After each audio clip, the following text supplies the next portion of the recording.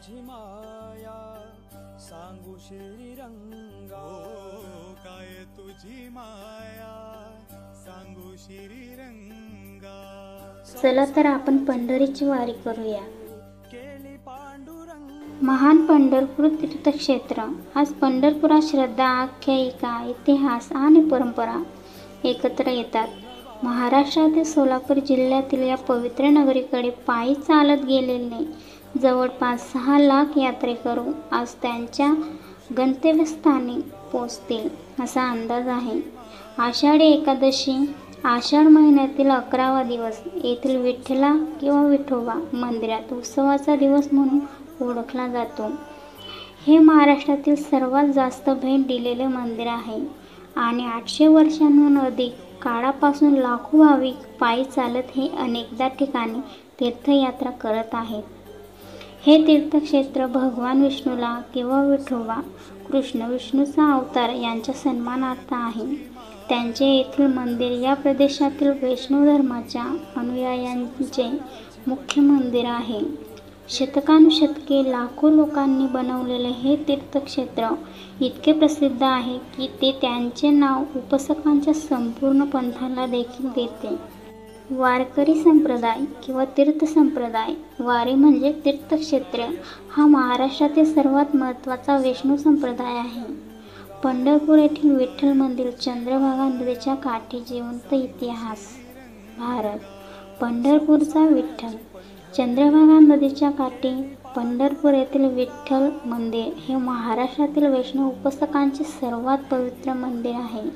भगवान विठ्ठल ज्याला विठोबा किंवा पांडुरंग देखील म्हणतात, हा विष्णूचा पुनर्जन्म आहे असे मानले जाते।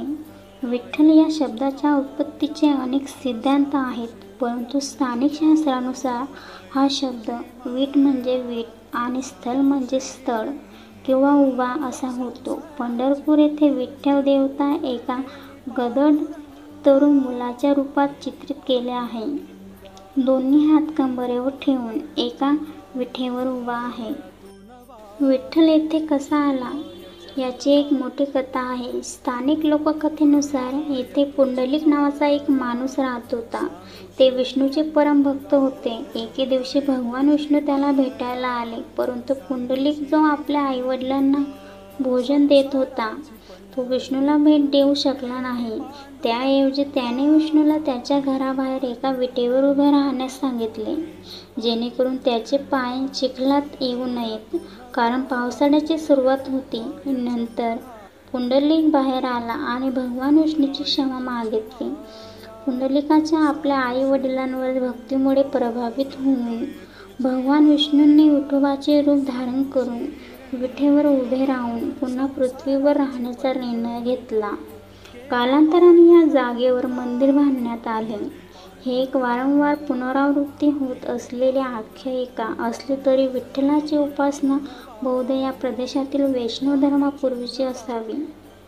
विठ्ठला बहुधा स्थानिक खेडूत देवता म्हणून सुरुवात झाली, जी हिंदू मुख्य प्रवाहात सामील झाली।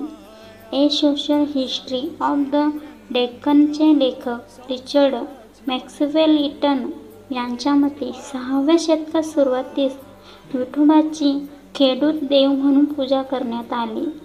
त्याचप्रमाणे धार्मिक इतिहास